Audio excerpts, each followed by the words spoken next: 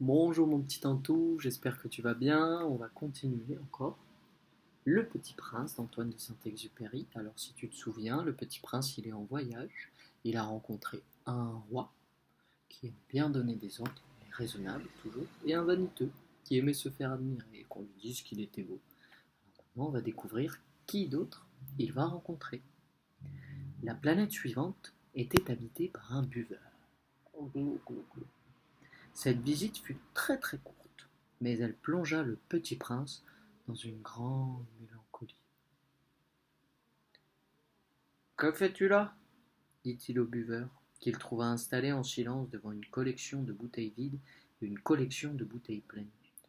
Je bois, répondit le buveur d'un air lugubre. Pourquoi bois-tu lui demanda le petit prince. Pour oublier, répondit le buveur. Pour oublier quoi s'enquit le petit prince qui déjà le plaignait. Pour oublier que j'ai honte, avoua le buveur en baissant la tête. Honte de quoi s'informa le petit prince qui désirait le secourir. Honte de boire, acheva le buveur qui s'enferma définitivement dans le silence.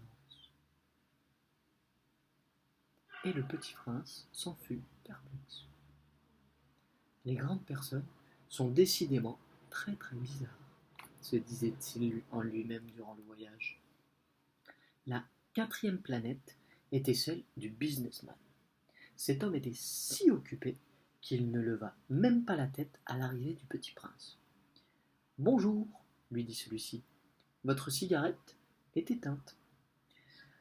3 et 2 font 5, 5 et 7, ça fait 12, 12 et 3, 15, bonjour, 15 et 7, 22, 22 et 6, 28, pas le temps de la rallumer. 26 et 5, 31, ouf, ça fait donc 501 622 731. 500 millions de quoi? Hein?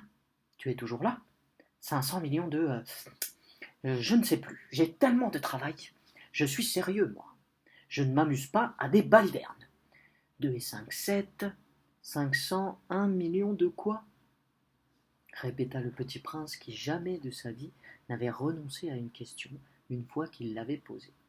Le businessman leva la tête. Depuis 54 ans que j'habite cette planète-ci, je n'ai été dérangé que 3 fois. La première fois, ça a été il y a 22 ans par un hanneton qui était tombé Dieu sait d'où. Il répandait un bruit épouvantable et j'ai fait 4 erreurs dans une addition. La seconde fois, ça a été il y a 11 ans par une crise de rhumatisme. Je manque d'exercice. Je n'ai pas le temps de flâner. Je suis sérieux, moi. La troisième fois, la voici. Je disais donc 501 millions. Millions de quoi? Regarde, ça c'est le businessman. Tu vois comme il a l'air sérieux avec sa cigarette au bec.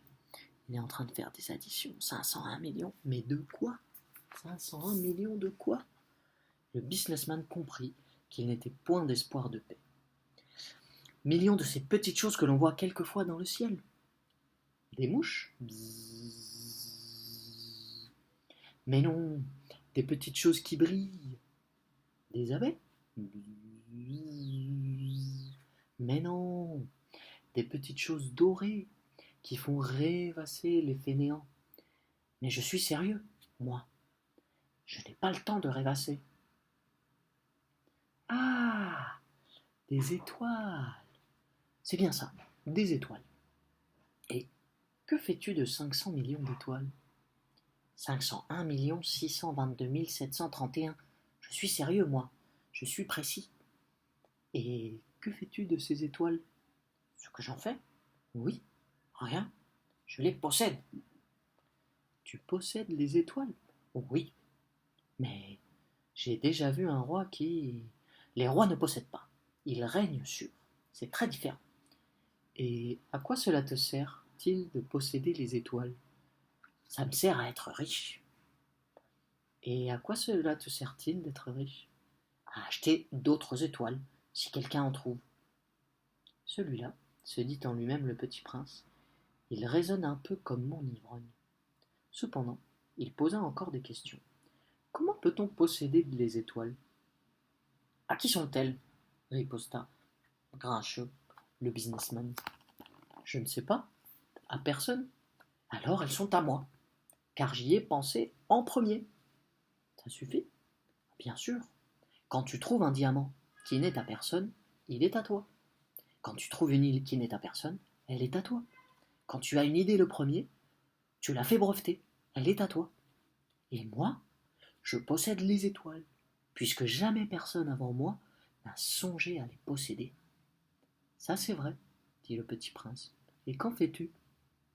Je les gère, je les compte, je les recompte, dit le businessman.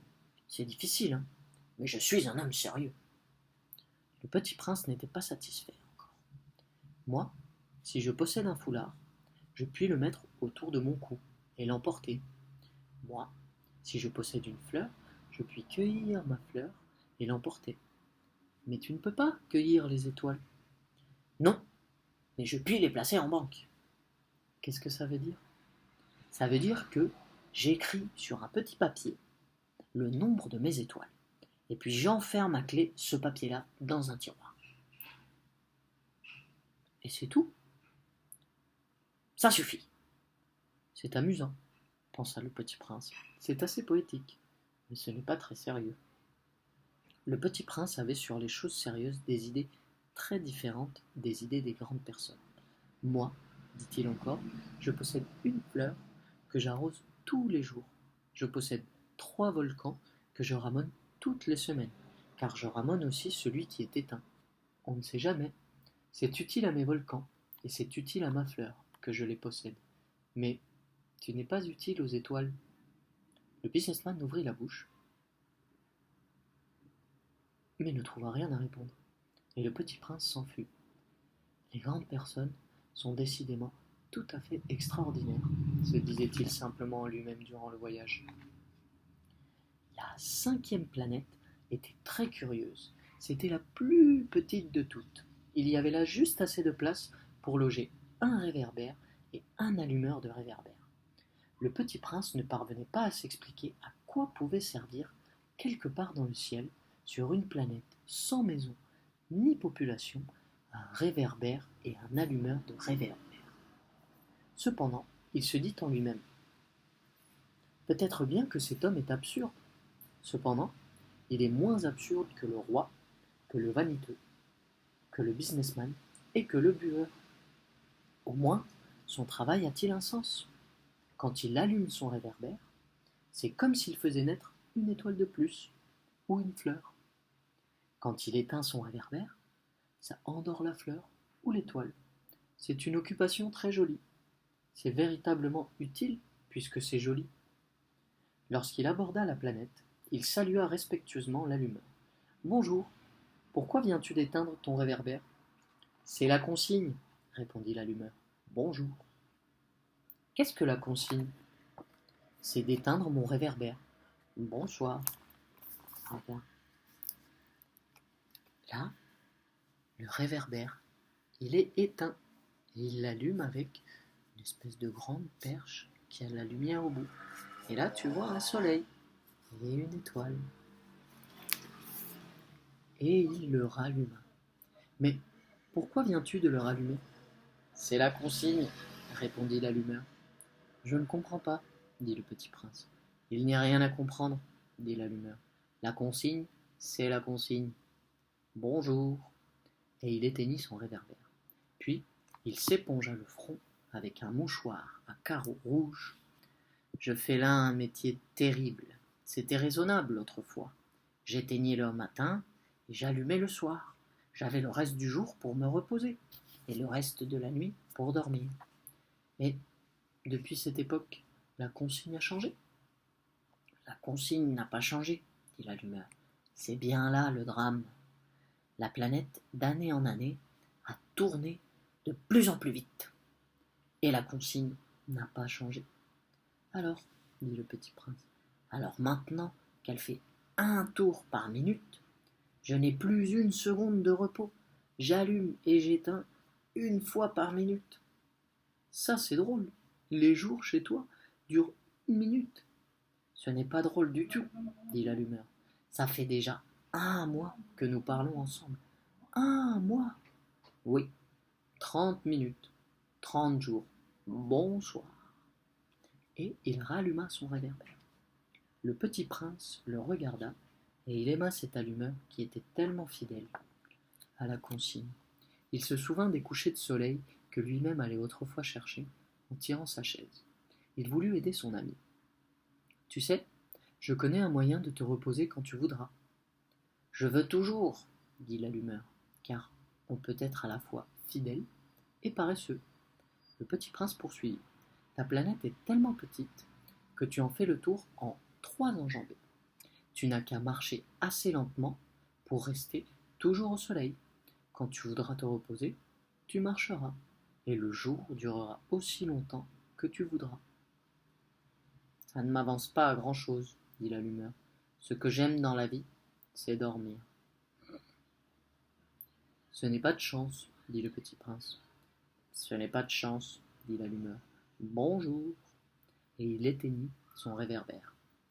Celui-là, se dit le petit prince, tandis qu'il poursuivait plus loin son voyage, celui-là serait méprisé par tous les autres, par le roi, par le vaniteux, par le buveur, par le businessman. Cependant, c'est le seul qui ne me paraisse pas ridicule. C'est peut-être parce qu'il s'occupe d'autre chose que de soi-même. Il eut un soupir de regret et se dit encore. Celui-là est le seul dont j'eusse pu faire mon ami. Mais sa planète est vraiment trop petite. Il n'y a pas de place pour deux. Ce que le petit prince n'osait pas s'avouer, c'est qu'il regrettait cette planète bénie à cause, surtout, des 440 couchers de soleil par 24 heures. La 6e planète était une planète 10 fois plus vaste. Elle était habitée par un vieux monsieur qui écrivait d'énormes livres. Tiens, voilà un explorateur, s'écria-t-il quand il aperçut le petit prince. Le petit prince s'assit sur la table et souffla un peu. Il avait déjà tant voyagé. D'où viens-tu? Lui dit le vieux monsieur. Quel est ce gros livre? Dit le petit prince.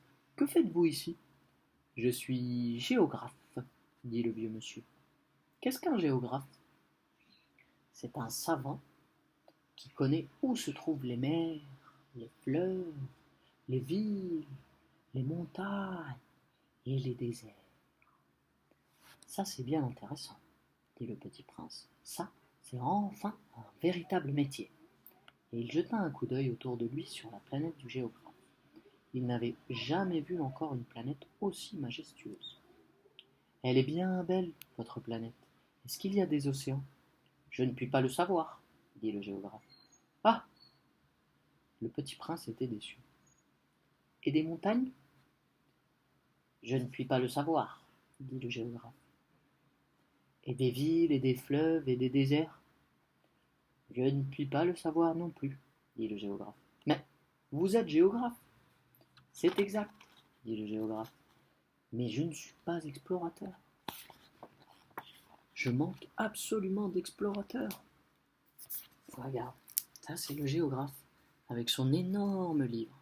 Ça, on dirait une loupe ou un miroir. Mais si c'est peut-être une grande loupe pour lire ce qu'il y a écrit en tout petit. Tu vois, il a une barbe, un petit bonnet. Il est encore entouré d'étoiles. Et c'est le géographe.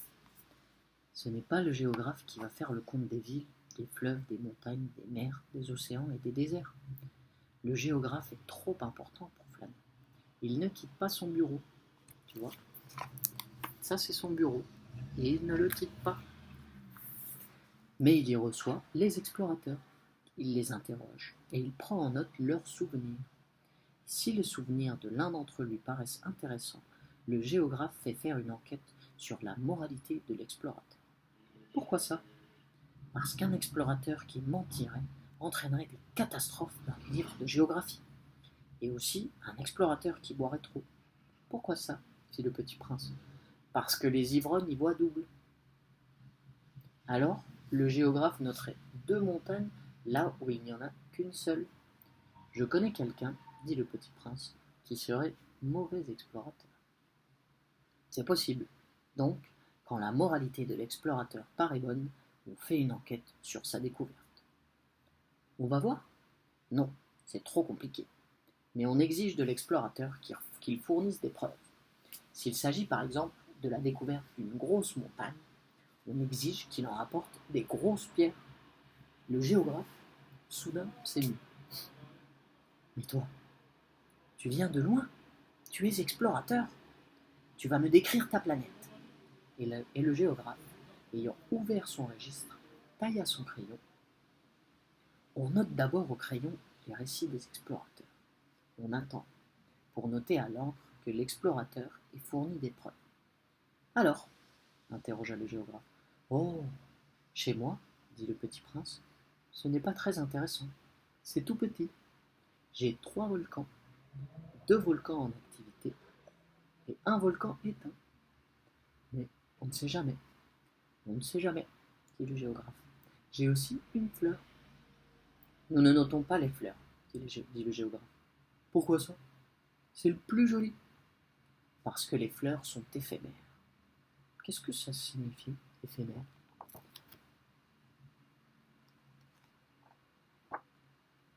Les géographies, dit le géographe, sont les livres les plus sérieux de tous les livres.